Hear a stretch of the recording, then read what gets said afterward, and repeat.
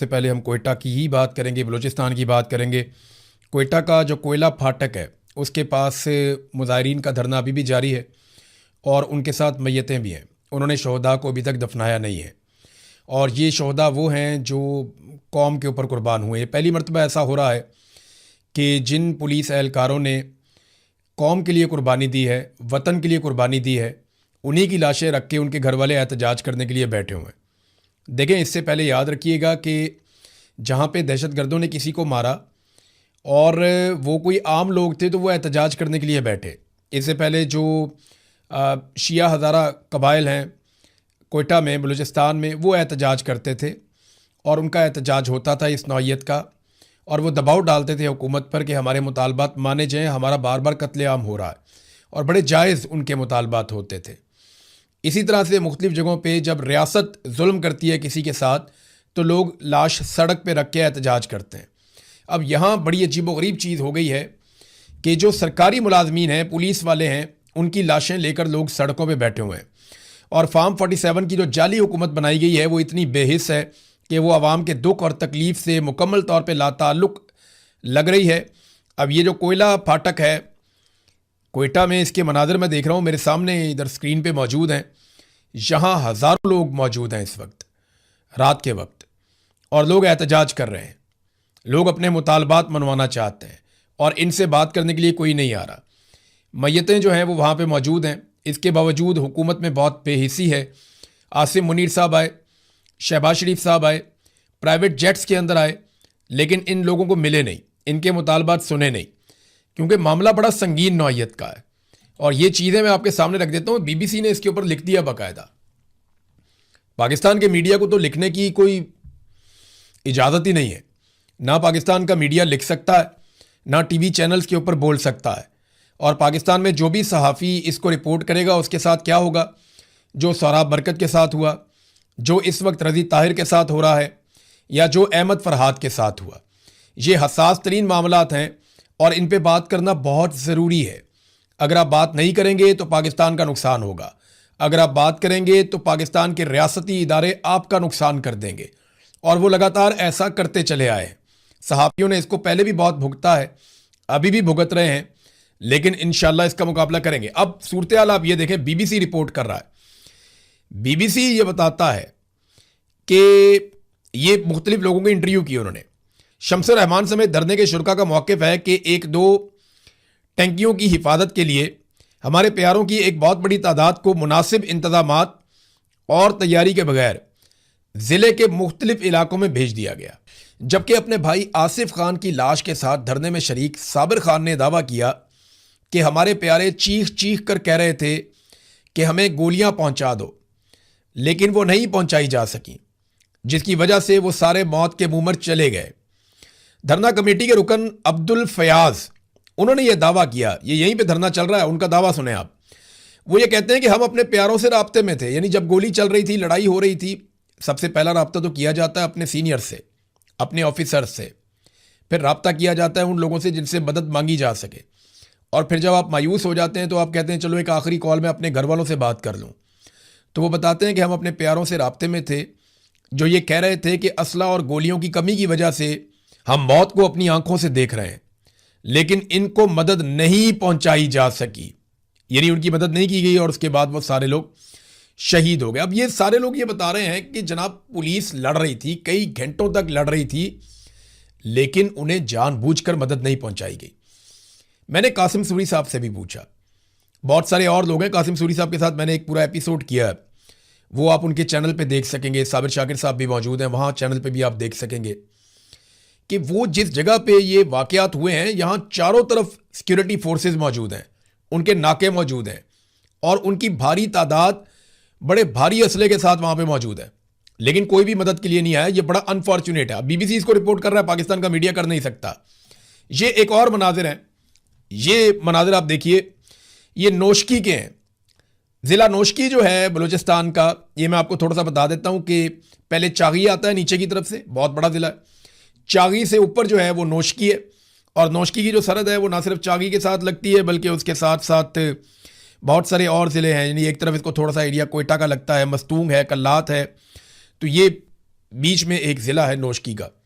अब वहाँ के मनाजिर आ रहे हैं कि बीएलए वाले पुलिस की गाड़ियों में शहर का गश्त कर रहे हैं।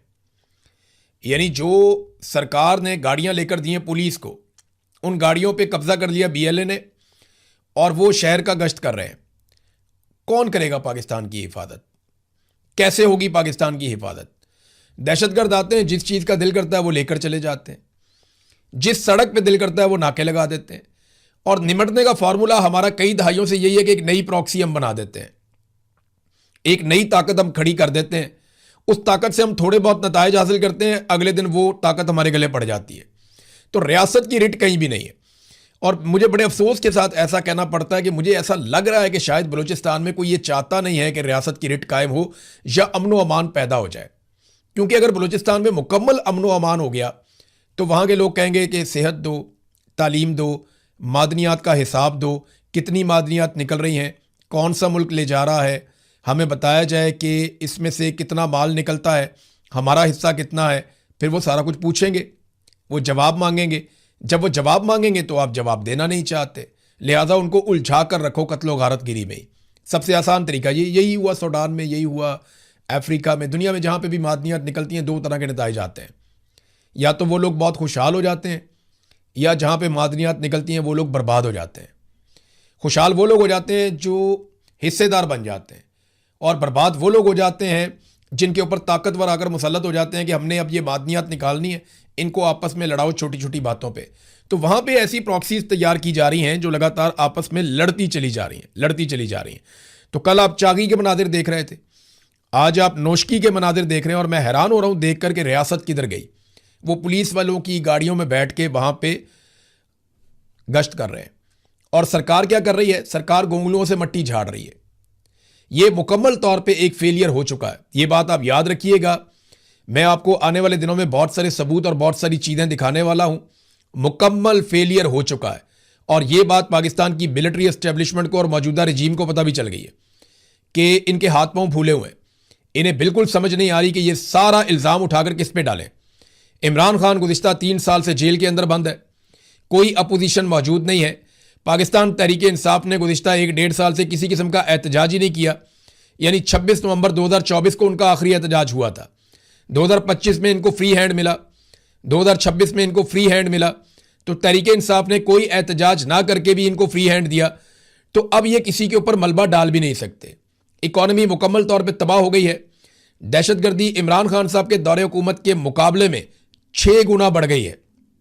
दुगनी हो जाए, तिगनी हो जाए, 4 गुना नहीं, 6 गुना बढ़ गई है। और लगातार दहशतगर्दी बढ़ती चली जा रही है। पाकिस्तान दहशतगर्दी से मुतासरा ममालिक की फहरिस्त में दुनिया में सबसे आगे जा रहा है।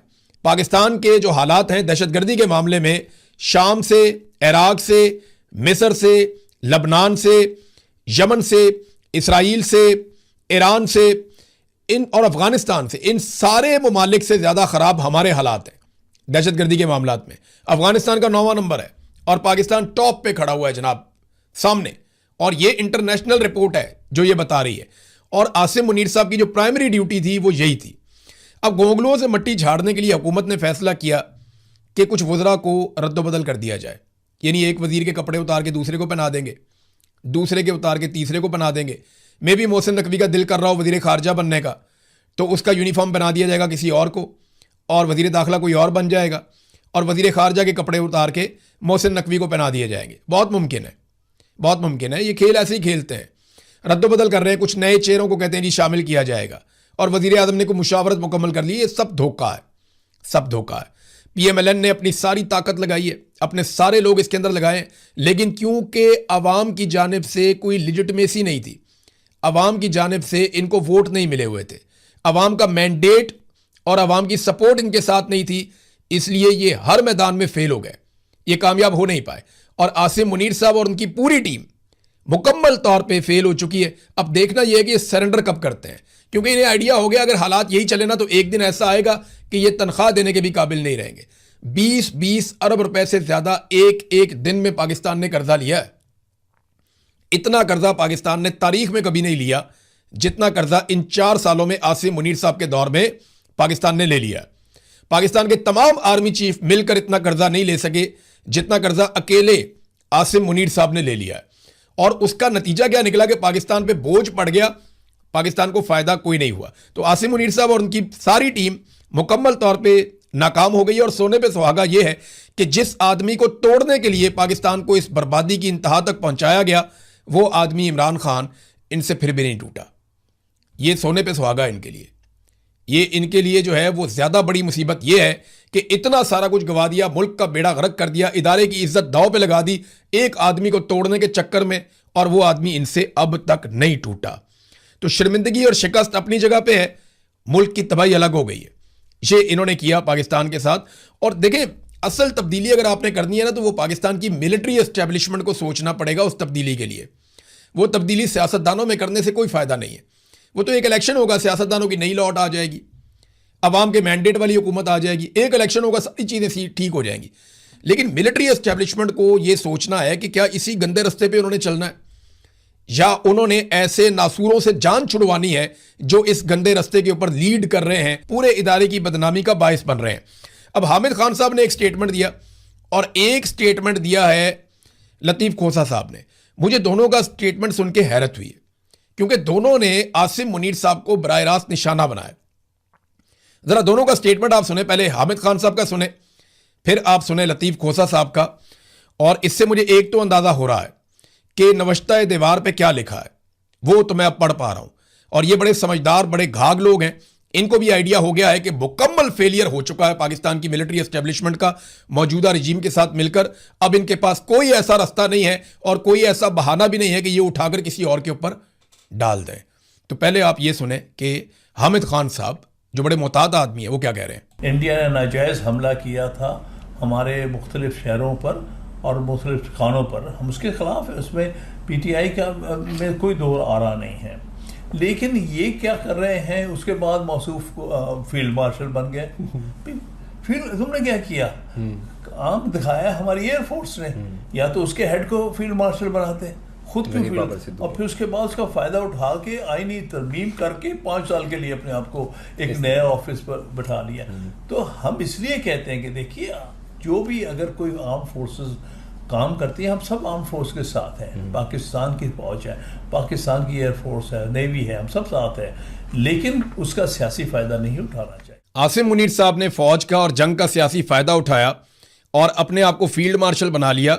हालांकि इनका उस जंग में कोई किरदार नहीं था, असल में तो एयरफोर्स ने लड़ाई लड़ी थी, लेकिन इन्होंने सियासी फायदा उठाया और आईनी तरमीम के जरिए से अपने आप को ना सिर्फ फील्ड मार्शल बना लिया, बल्कि 5 साल के लिए नौकरी पे अपने आप को दोबारा बिठा लिया। ये हामिद खान साहब हैं। अब सुने लतीफ़ खोसा साहब हैं, वो क्या कह रहे थे, ये सुने आप। तो तीनों अफवाज के जो सरबराहान है उनका भी, और सदर साहब कहते हैं ताहयात इस्तिस्ना है, यानी वो मरने के बाद भी उनसे कोई नहीं पूछ सकता। वो आईन को तोड़ दें, आर्टिकल 6 किधर गया, आईन किधर गया। आर्टिकल 6 तो कहता है जो भी खिलवाड़ करेगा आईन के साथ उसको सजाए मौत होगी, सबसे बड़ा है। और एक वाहिद जुर्म है जो आईन के अंदर दर्ज है, वो आईन से खिलवाड़ है, इसलिए कि वो पाकिस्तान के 25 करोड़ अवाम की जिंदगियों का अहाता करता है और वो सारे जो है निज़ाम उसके ऊपर चलता है। सो उसको इतना ज्यादा किया गया, लेकिन आइन में ये 27वीं तरमीम करके उसको खत्म कर दिया गया माशाल्लाह। अब सरबराहान जो मर्जी आइन पे के साथ करे तोड़े, ये 28वीं तरमीम में अपने आप को जो है सदर पाकिस्तान बना दे, वर्दी के साथ बैठ जाएं, जो मर्जी करें, इन्होंने उसी तनख्वाह पे काम करना। तो ये देखें, बड़ा खौफनाक खेल खेला जा रहा है। ये अभी और भी इन्होंने बातें की हैं, बड़ा खुल के, बड़ा वजाहत के साथ इन्होंने कहा जी कि ये जो इस्तिस्ना लिया गया है, ये इस्तिस्ना आइन के मुताबिक है ही नहीं, क्योंकि ये आइन के आर्टिकल्स की खिलाफ वर्जी है। मैं पहले भी आपको कह चुका हूं कि पाकिस्तान का जो पूरा आइन है वो करारदाद मकासद के ऊपर खड़ा है। और करारदाद मकासद क्या है कि मुल्क के आइन में कोई एक भी ऐसी चीज़ शामिल नहीं की जा सकती जो इस्लामी शरीयत के खिलाफ हो या इस्लामी उसूलों के खिलाफ हो। तो ये तो इस्लाम ही नहीं मानता इस्तिस्ना में। नबी अकरम सल्लल्लाहु अलैहि वसल्लम ने अपनी साहबजादी के लिए बोला, वहाँ भी इस्तिस्ना नहीं था कि अगर मेरी बेटी भी ऐसा करती तो मैं हाथ काट देता। हज़रत उमर फारूक रज़ी अल्लाह तआला अन्हु ने अपने बेटे को सज़ा दी और सहाबा इकराम ने अपने लिए इस्तिस्ना नहीं लिया, अपनी ज़ात के लिए इस्तिस्ना नहीं लिया। हज़रत उमर फारूक से वहाँ पे पूछा कि भाई ये कुर्ता आपका, ये दूसरी चादर कहाँ से आई? उन्हें जवाब देना पड़ा। लेट हो गए मस्जिद में तो वहां पूछा गया कि भाई हम इंतजार नहीं कर सकते आपका, जवाब देना पड़ा। तो जब खुलफाए राशिदीन जवाब दे थे तो फिर ये कौन लोग हैं? ये इस्लामी उसूलों के भी खिलाफ है कि आपने आइन में एक ऐसी शिक शामिल कर दी है जो इस्लामी रूह से मुतसादिम है। ये तो उड़ जाएगी जैसे ये नौकरी से जाएंगे ना, ये सवाल ही पैदा नहीं होता। जिस दिन आसिम मुनीर साहब जाएंगे ये इस्तिस्ना वाली कहानी खत्म हो जाएगी और ये किसी काम नहीं आएगी। ये पूरा पाकिस्तान क्या दुनिया का हर आदमी जानता है, और जो कानून का छोटा सा तालिब इल्म है ना उसको भी आइडिया है कि इस इस्तिस्ना के पीछे है क्या। तो हामिद खान साहब ने और लतीफ़ खोसा साहब ने जो बातें की हैं ना, उससे मुझे आइडिया हो गया है कि मिलिट्री एस्टेब्लिशमेंट के हालात इन दोनों ने भी पढ़ लिए हैं और बाकी लोगों ने भी पढ़ लिए हैं। जो कश्मीर में हो रहा है वो एक बहुत बड़ी शर्मिंदगी है। वो कश्मीरी जो हमेशा भारत के खिलाफ एहतजाज करने के लिए निकलते थे, इतनी बड़ी तादाद में कभी वो भारत के खिलाफ एहतजाज करने के लिए नहीं निकले जितनी बड़ी तादाद में वो आसिम मुनीर साहब की पॉलिसियों के खिलाफ निकला है। पाकिस्तान के सफारत खाने के बाहर, पाकिस्तान हाई कमीशन के बाहर जितनी बड़ी तादाद में वो निकले, वो आसिम मुनीर साहब की पॉलिसीज के खिलाफ निकले। वो नरेंद्र मोदी की पॉलिसी के खिलाफ इतनी बड़ी तादाद में नहीं निकले जितने आसिम मुनीर साहब की पॉलिसी के खिलाफ निकले। ये सारी चीज़ें पाकिस्तान के इदारों को कैलकुलेट करनी पड़ेंगी कि सिर्फ एक आदमी की नौकरी, उसके इस्तिस्ना, उसकी ज़िद के लिए, उसके मफाद के लिए या उसको बचाने के लिए क्या पूरे पाकिस्तान के इदारों की कुर्बानी दी जा सकती है? सवाल है, इसका जवाब अपने गिरबान में देखकर खुद ही पूछ लेना चाहिए, अपने आप से पूछ लेना चाहिए। मुल्क क्यों नहीं चल रहा, इसकी वजूहात भी हैं। देखिए, मैं आपको एक खबर बताता हूं, ये सादी सी खबर है लेकिन इसके अंदर बहुत सारी चीज़ों का जवाब है। एफबीआर में अरबों रुपए की टैक्स बेज़ाब्तियां हुई हैं और कम वसूलियां की गई हैं। बाकायदा निशानदेही की गई थी ऑडिट रिपोर्ट के अंदर, और उसमें यह कहा गया था कि 223 अरब 34 करोड़ की रिकवरी करनी है, उसकी निशानदेही की गई थी। लेकिन उसमें रिकवरी कितनी हुई? 43 अरब की, यानी 350 अरब से जायद की रिकवरी एफबीआर ने की नहीं। और ये एक कहानी नहीं है, हर जगह पे खाना खराब हो गया है। इन्होंने किया यह है कि अवाम को हर जगह पे कट लगाया, अवाम के ऊपर ज्यादा टैक्सेस लगाए, बिजली के अंदर अवाम को रोल के रख दिया, गैस के अंदर अवाम को रोल के रख दिया, और साथ साथ पेट्रोल से इन्होंने अवाम की जेबें काटी। और जो जगह जहां इनका दाव लगा इन्होंने अवाम को लूटा। कभी शुगर माफिया के साथ मिलकर, कभी गंदम माफिया के साथ मिलकर, कभी आटा माफिया के साथ मिलकर, हर माफिया के साथ मिलकर इन्होंने अवाम की जेबें काटी और अपनी जेबें इन्होंने भरी हैं। मिसाल के तौर पे 4 साल पहले सेनेट चलाने का जो खर्चा था 5 अरब रुपए था इमरान खान साहब के दौरे हुकूमत में, और इस बजट में वो खर्चा 10 अरब रुपए रखा गया, यानी दुगना कर दिया 4 साल में। इनको तो चाहिए था कम करते ना। शहबाज शरीफ ने कहा था कि हम